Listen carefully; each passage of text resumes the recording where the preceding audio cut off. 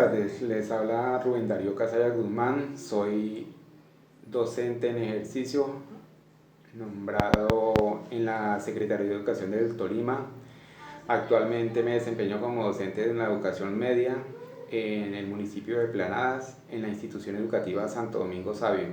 Oriento las asignaturas de matemáticas y de articulación SENA, fundamentos empresariales en ese caso. Soy profesional no licenciado porque tengo una formación como ingeniero de sistemas. Ingresé a la carrera docente en el año 2009 a través de concurso y a partir del año 2010 ejerzo la profesión docente.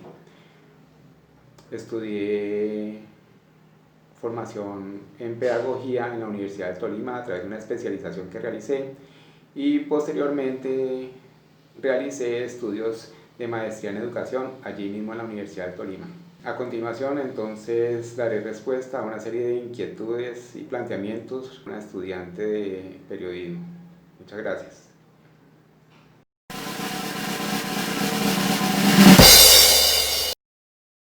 Primera pregunta. De acuerdo a la modalidad virtual que se está manejando actualmente en el país, ¿usted qué piensa sobre el aprendizaje intelectual que se le está dando a los jóvenes del futuro? Bueno, el aprendizaje del futuro para los estudiantes actualmente está siendo impactado por la presentación de la pandemia. Entonces se ha afectado porque es una situación que no se conocía, que apenas se nos presentó de improviso y nunca se había vivido esta experiencia. Entonces es algo novedoso que implica para ellos una nueva manera de ver la educación para todos, no solo para ellos, para todos. Entonces, como fue ocasional, fue así de un momento para otro, pues la situación, lo primero que se hizo en Colombia fue, en el caso de las entidades públicas, fue que nos sacaron a vacaciones, por lo menos aquí en el Tolima y en otros departamentos. Hubo departamentos que no pararon. Entonces lo primero que se hizo fue eso. En el caso de, por ejemplo, de Bogotá, reconozco que hicieron fue la salida de los jóvenes del colegio, pero la formación de los docentes para que cuando regresaran los jóvenes al aula, ellos pudieran, digamos, en cierta forma, estar preparados para poderlos atender en el proceso educativo. En el caso de Tolima no, en el caso de Tolima pararon, nosotros tuvimos una semana de elaborar unas guías de actividades, pero realmente nunca nos imaginamos que esas guías de actividades debían de tener una nueva manera de elaborarlas para poder atender la situación que se nos iba a presentar.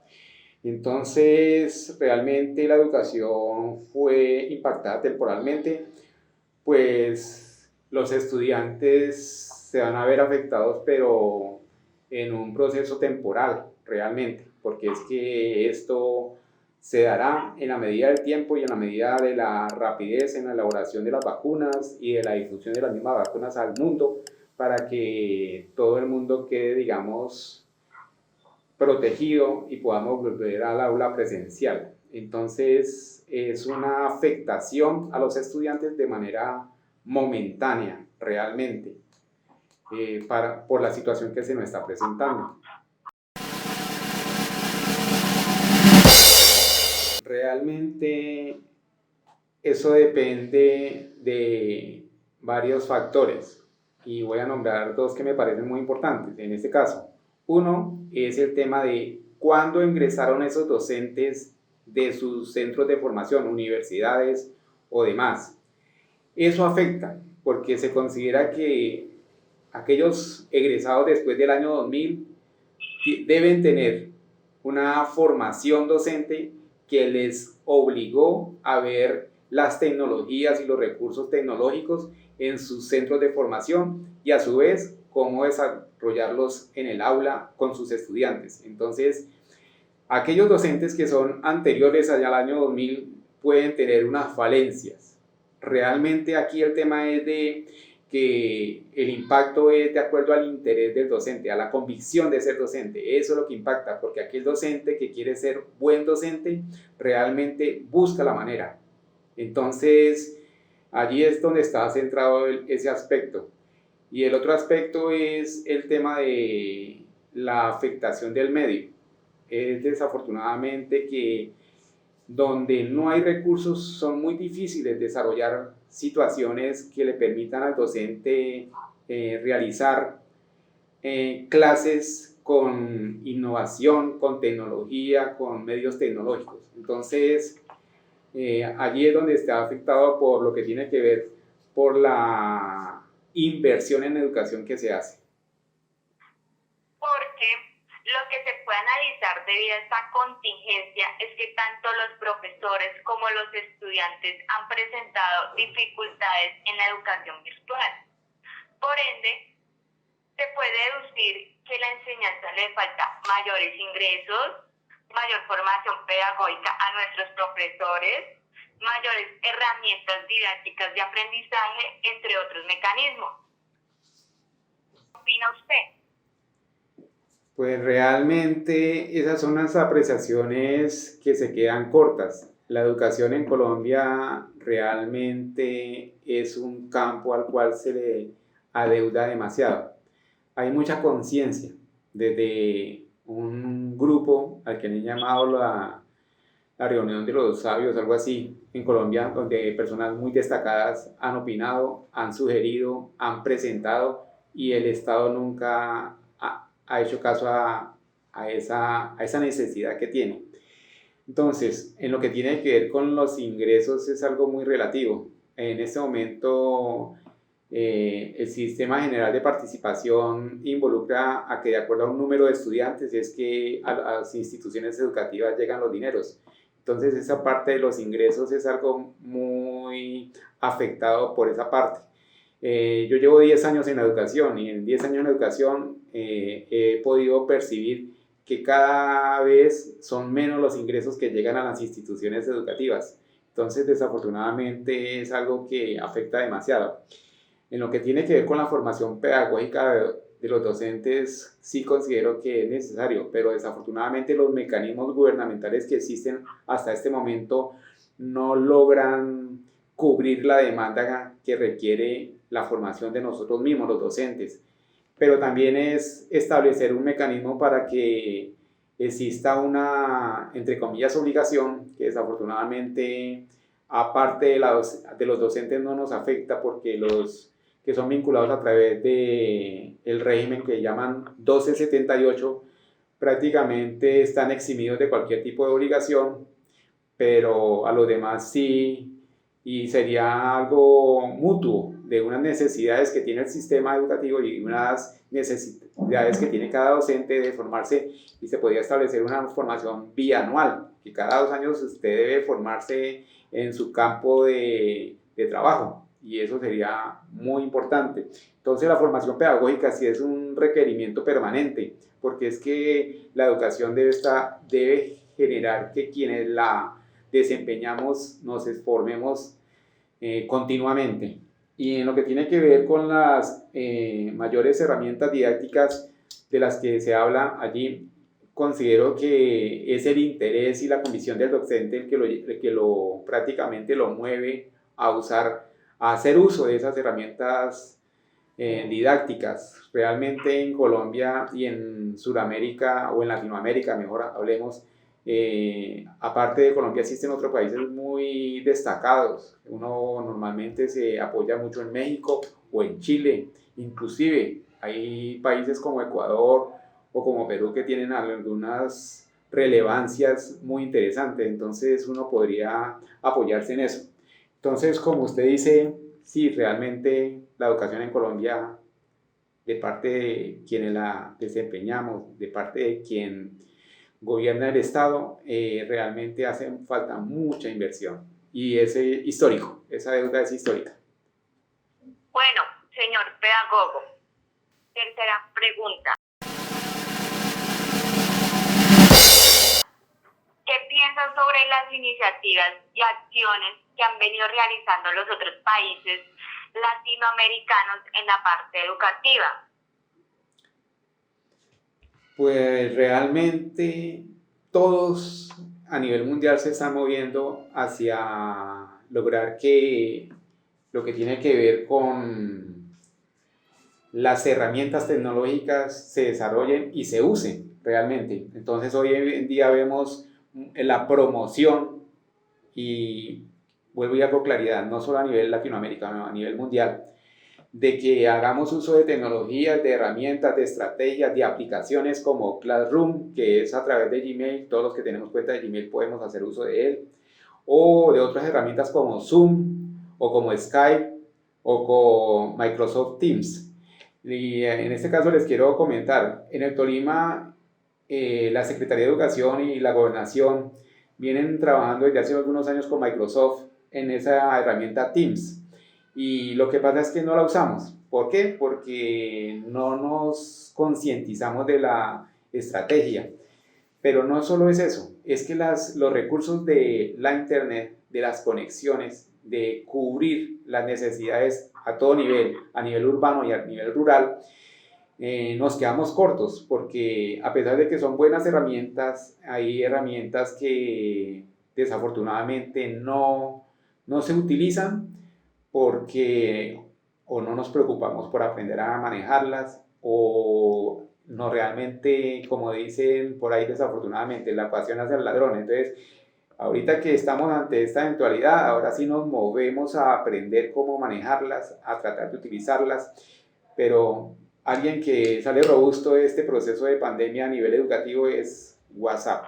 WhatsApp, desafortunadamente, hoy en día es la herramienta generalizada de uso, sobre todo en la parte educativa y dependiendo también del sector donde se esté moviendo la educación. A nivel rural, hoy en día los niños desafortunadamente todavía manejan celulares que llamamos, entre comillas, flechitas, que desafortunadamente no tienen plan de datos y donde solamente nos pueden llamar a decirnos en qué estado se encuentran, y entonces nos obligan a manejar la educación a nivel del papel todavía, de guías didácticas para desarrollo en casa y mediante papel. Entonces la tecnología nos afecta demasiado. Entonces, a pesar de que existen herramientas, nos vemos abocados a que lo que afecta también es la condición económica del estudiante, de su familia y de lo que culturalmente también entienden por educación y su gran importancia que tiene. Entonces, realmente somos las regiones, las personas quienes lograremos sacar avante el proceso de acuerdo a la convicción y a la importancia que consideramos que tiene la educación en el ser humano. Bueno, teniendo en cuenta todo lo anterior que su merced me está diciendo, ¿usted considera que Colombia se está quedando atrás con la pedagogía académica del país? ¿Les falta accesibilidad, creatividad, iniciativa e inclusión? Pues esos son temas que ya se han tratado. La accesibilidad, quisiera decir con ello que es que todo el mundo tenga acceso a lo mismo y desafortunadamente no es así. Desafortunadamente, como le comentaba anteriormente, la situación económica de la persona es la que marca. Los recursos que estén en ese lugar son los que marcan. Las posibilidades de conexión son las que marcan. La inequidad en la distribución de los recursos son los que marcan. Entonces, a inequidad me refiero a que sí pueden existir, en este caso, en este municipio en el que yo me encuentro, hay 8 instituciones educativas, pero no a todas les llegan los mismos proporcionalmente. No, hay instituciones a las que no les llega y hay instituciones a las que les llega mucho. En el caso de la ciudad tiene una gran fortaleza. Las conexiones de internet son, digamos, son buenas, pero pues solamente acceden a aquellos que tengan sus recursos. Entonces la parte económica marca demasiado. Hay que entender que las regiones son las personas son las que se educan. Entonces tenemos que trabajar y hacerlo de la mejor manera para poder escuchar qué está sintiendo el otro, qué necesita el otro, cómo se le puede colaborar al otro para poder hacer el ejercicio de la educación. y algunos que están quedando realmente bastante, como dices allí, bastante no incluidos o excluidos, podríamos decir, son los de estudiantes con necesidades educativas especiales, porque si nomás ante la presencialidad tenemos fallas con esa población, pues ante la no presencialidad el abismo es aún mayor. Entonces es muy difícil hacer inclusión bajo condiciones a las que ni siquiera estamos preparados. La falta de preparación para situaciones eventuales es algo que afecta siempre al ser humano. El tema de la creatividad realmente no nos afecta porque eso depende realmente del interés del docente. Y las iniciativas sí existen. Y existen muchos docentes inquietos, inquietos por querer hacerlo siempre mejor. Entonces es algo que afecta. Es un deber de todos propender por una mejor educación. Cuarta pregunta. Ustedes como maestros, ¿cómo se han visto afectados debido a esta contingencia nacional? Pues como le decía, el tema es que fue una situación totalmente nueva. No estábamos preparados. Empezando por, como lo comenté anteriormente, porque desafortunadamente uno hace guías de trabajo para trabajo presencial y desafortunadamente allí pierde la noción en este momento de que nuestro estudiante ni siquiera nos puede ver, no nos puede escuchar, a no ser que nos llamen. Y muy pocos se atreven a llamar. Entonces, claro está, dependiendo de la fortaleza de los recursos que se tengan. En los centros urbanos o en las ciudades es muy diferente, existe mayor contacto. A nivel provincia, como estamos hoy nosotros, es diferente. Y otro tema que afecta demasiado es el tema de las cosechas. Cuando toda la familia se va en pro de su cosecha, ya el tema de educación pasa a un segundo plano. Entonces, no son solo las fortalezas en las conexiones o en la manera en que nos logremos comunicar, así sea a través de guías didácticas impresas, porque no se llama educación virtual, se llama es educación en casa, se llama es educación a distancia. Ahí hay una gran diferencia. Educación virtual es algo que desafortunadamente no se logra. Educación virtual se logra solamente en aquellos casos en los cuales tanto docente como estudiantes logran interactuar, así sea a través de una herramienta tecnológica.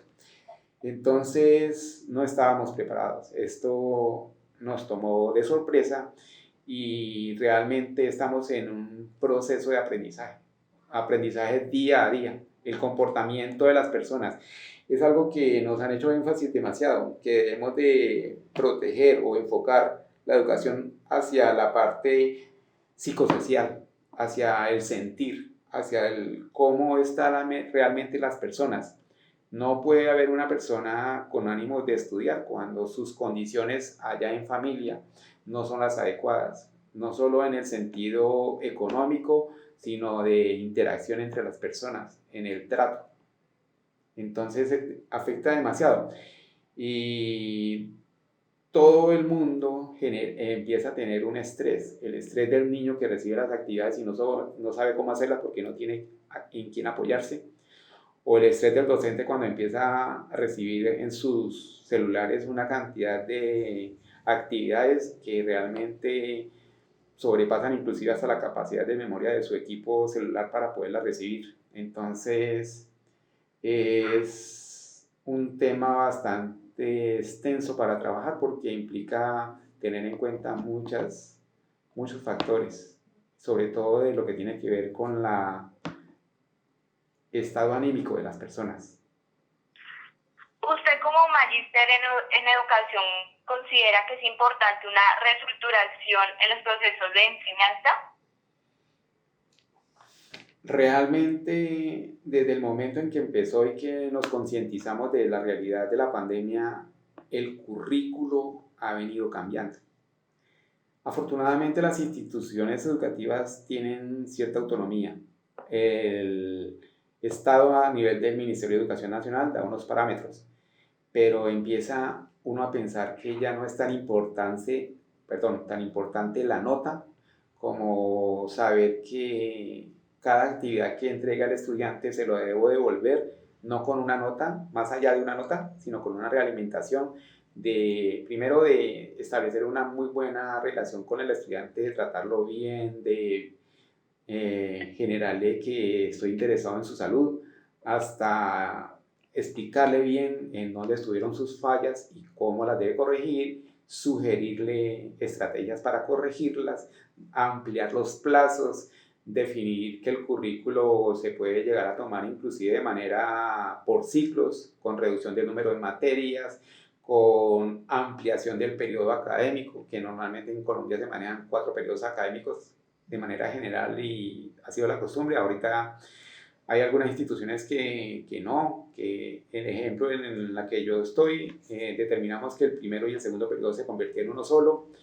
Y asimismo, entonces, se ampliaron los parámetros de recibir las tareas o las actividades en cualquier momento, de atender a toda la familia, porque ahorita se atiende no solo al estudiante, sino a la familia en cualquier momento, sea personal, o sea a través de teléfono, o sea a través del correo electrónico, o sea a través de cualquiera de las plataformas que le nombré anteriormente. O sea, el currículo cambia y el currículo es todo. El currículo es lo que se enseña y el cómo se enseña. Entonces sí ha cambiado. ¿Usted puede mencionar algunas alternativas de formación para un mejor futuro? Ya que sería una buena iniciativa para aquellos profesores que le temen arriesgarse o experimentar nuevas herramientas didácticas. Pues siempre ante una nueva situación, debe aprenderse. Uno tiene que acomodarse, uno tiene que aceptar el cambio. El ser humano tiende a evitar el cambio. ¿Por qué? Porque se acostumbra a vivir dentro de una zona de confort. Entonces, en ese sentido, uno debe entender que sí. Entonces, yo considero que lo primero y muy importante es que el docente debe generar de que sus estudiantes sean autónomos. Si usted genera la autonomía, usted logra un avance muy importante para que esté usted o no esté, el estudiante pueda trabajar o pueda realizar actividades o pueda desarrollar su proceso de formación. Entonces, en ese sentido, considero que la autonomía es muy necesaria. Sí han logrado algunos docentes, o muchos docentes han logrado la autonomía, pero hay que seguir promoviendo que esa autonomía se gane. Otro es mejorar los hábitos lectores y sus capacidades lectoras. En Colombia, la semana pasada, una persona de Medellín muy destacada decía que es que centramos la atención en que la lectura se aprende en el grado primero. Y él decía, no, la lectura se debe tener un plazo desde preescolar hasta tercero de primaria. Entonces, realmente debemos de preocuparnos porque el estudiante sepa leer y tenga hábitos lectores, o sea, tenga la costumbre de leer. Entonces es muy importante. La formación docente periódica, y ya lo referencié anteriormente con el tema de formación pedagógica de docente en su línea de formación o en su campo de trabajo de manera bianual, y que ojalá sea una cuestión programada y bien desarrollada. Entonces debe hacerse. Y que la formación en el manejo de herramientas didácticas y tecnológicas cada vez sean de acuerdo a la actualidad, cada vez sea una formación en esas tecnologías requeridas y sobre todo que haya sentido y convicción por la formación de los estudiantes, de nosotros ser los mejores docentes para nuestros estudiantes. Bueno, ya para terminar, usted sería tan gentil de darnos o darles a los niños que están en la parte rural un mensaje generando como ese apoyo, incentivarlos a que estudien y que logren culminar su educación superior. Pues la semana pasada precisamente hablé con una mamita que estuvo aquí en mi casa porque el niño no puede venir a dejarme los cuadernos, entonces la mamita vino y yo le estuve explicando, y entonces normalmente es una tendencia que hay de que los estudiantes prefieren ante lo difícil sucumbir, Entonces uno debe llenarlos de interés, motivarlos, alientarlos a que continúen. Entonces a mí se me ocurrió decirle que le dijera al hijo que esa era la educación en la universidad. En la universidad normalmente los docentes no están llevándolo a uno de la mano. Normalmente en la universidad, si usted quiere salir adelante, usted le toca preocuparse por sí mismo.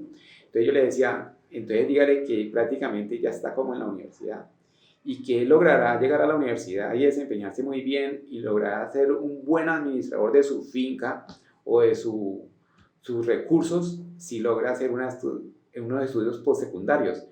Entonces lo que uno trata de dar a entender es que el estudio permite estar bien y esforzarse menos para lograr lo que uno quiere. Yo lo viví en carne propia y yo siempre lo promulgo en mi aula. La persona que logre formarse en educación logrará vivir un mejor vivir, un vivir sin preocupaciones. Entonces esa es la idea que le vendo a mis estudiantes, de que hoy en día nos tenemos que adaptar a este cambio y que si no nos adaptamos a este cambio, pues puede que mañana surjan otros cambios mucho más drásticos y más críticos para el ser humano. Entonces es muy importante esforzarse, lograrlo, avanzar, buscar apoyo. Siempre estamos disponibles los docentes a apoyarlos. Nos deben hacer una llamada o dar un timbrazo para devolverle la llamada y poderle responder, poderle ayudar. Pero que ese estudiante entienda es que la educación es un muy buen camino para seguir en el desarrollo personal. Muchas gracias. Espero que le haya servido y espero que nos concienticemos todos de que la educación es un muy buen camino.